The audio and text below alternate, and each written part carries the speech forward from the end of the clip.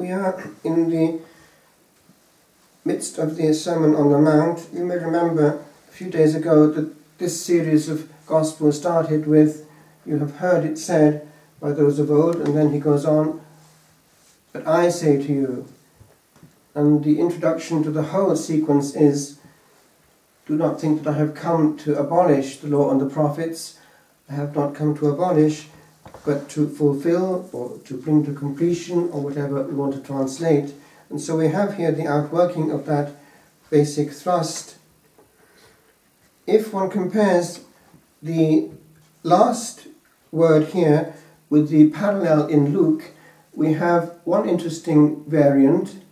Of course, they could be reporting two separate speeches, but the interesting thing coming through is that there is a making precise of the nature of perfection involved in Luke, because it's not just be perfect that he has in the equivalent verse, but be merciful. And that also does come as a natural consequence to this series of remarks with regard to the way in which God the Father himself allows things to happen and does not immediately react. If one sees many situations on earth, probably a lot of damage could be avoided if we took that lesson from God the Father himself. Because if we're honest, many of our reactions are immediate.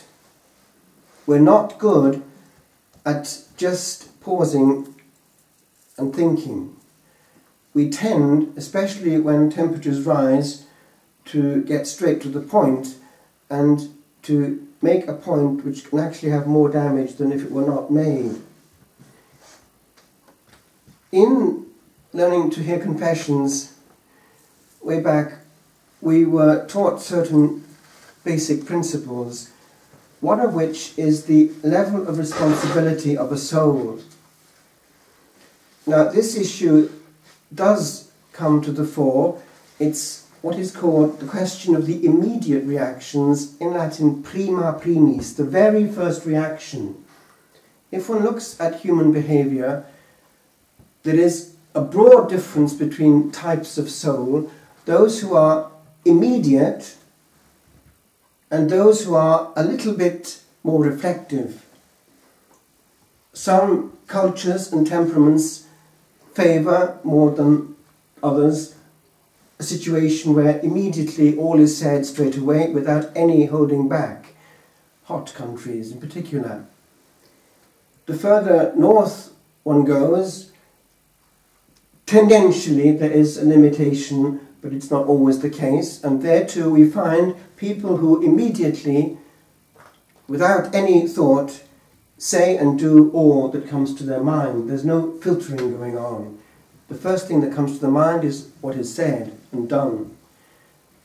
We can call it actually immaturity, because that's what it boils down to. Now, that enters into the category of prima primis, the very first reactions, but it happens also to us.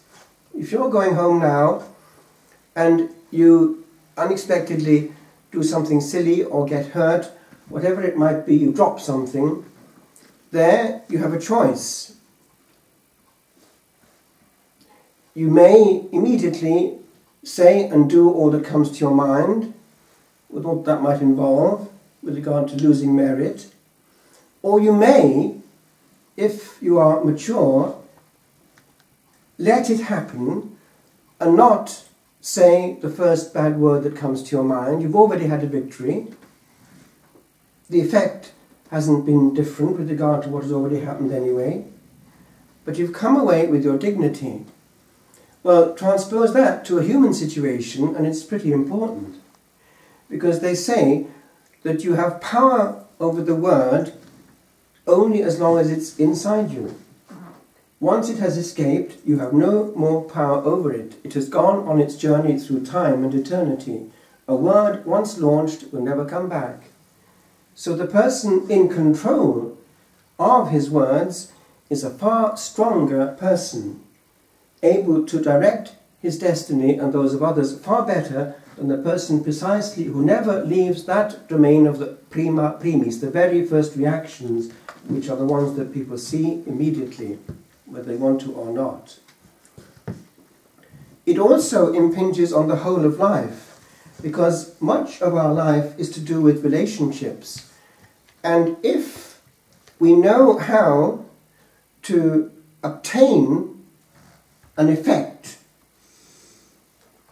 often a profound effect will not be obtained actually by the immediate, the violent and the noisy, but probably without an awful lot of pain by the person who's good at relationships and therefore thinks carefully about all he says and does and about their consequences. Now, do you see how far removed that is from the prima primis? It's already a great level of maturity.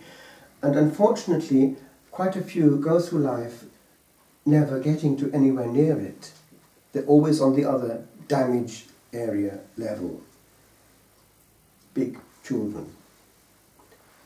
Now, I just want to zoom into one area. It's the question of this specific way in which the Lord goes here into heroic mercy with regard to being kind to those who are unkind to us, because it's the same area of operation, because they're the very ones who pull out the worst in us if we're not careful, if we react on the immediate and on the same tone and level. There is the story told of the great Saint Francis of Sales, François de Sales. He had actually, in his raw humanity, quite a character, but he had a great mastery over it. He conquered himself and was in full command of all he said. He also knew how patiently to wait and to have an effect which would last. One case comes to mind. It's when there was a priest under him in his responsibility who was difficult, but he was also someone who had qualities.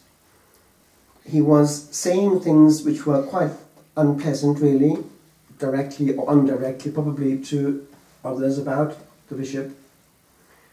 But eventually, the time came for François de Sales to give his name and approval to something which was kind of important. It was the nomination of a new bishop in an area which depended on him. And what did he do? He named and got appointed that very priest, who, when he heard it, broke down in tears. And the comment in the French book I was reading was this: he understood what was la vengeance des saints, what the vengeance of the saints was. That's heroic kindness. So I'd leave that with you, because sometimes if people are causing pain all the time, you're part of that as well, and it's not meant specifically at you. The person has a problem, and that person also is probably in pain himself, because when we cause pain, we receive it in our own interior as well. Whereas a person giving off joy all the time is in a state of warmth inside, because it comes back to you. So that person is isolated and hurting. And the mercy in that case is to somehow make that person aware that you're not necessarily against him. One has in some way to be as merciful as God the Father, who doesn't like to see a person hurting himself. And that hurt can be not just for this life. People who go into dark mode become dysfunctional on every level and can become a danger to their own soul. So, every time we expose ourselves to bad vibes, especially artificial ones, looking at violence on films and hearing bad words all the time, it's going by a process of osmosis to make us also somewhat dark and give us those reactions if we're not controlling ourselves. So already we're responsible for what we expose ourselves to. In a good community, there's a good atmosphere. In a good monastery, there is a certain joy. But we have to be, wherever we are, always a source of light and warmth. I just conclude. One day, some years ago, the postman was going down the alleyway to a convent in Italy, with fairly strict nuns. As he got nearer to the gate and post area, he heard noises coming from upstairs, but they were getting louder, and they were getting louder and completely out of control. Eventually he got quite concerned, and he couldn't do much about it because there was something going on up there. So he actually had to contact the authorities, and the carabinieri had to come in and sort out this wonderful hen house.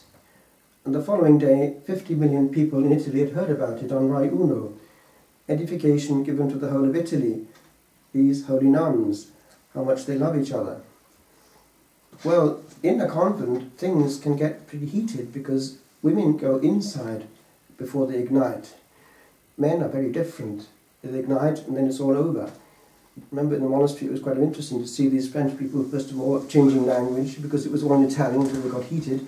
And then it all happened, and then they calmed down again and nothing had happened. They just made a joke about it and got on with life. They moved on. Women go inside. So be aware of that. We are feminines, so it's kind of important to be aware of our humanity and not to fester. People go through life indirectly hurting others. The jab here and there. It's the same thing, but different.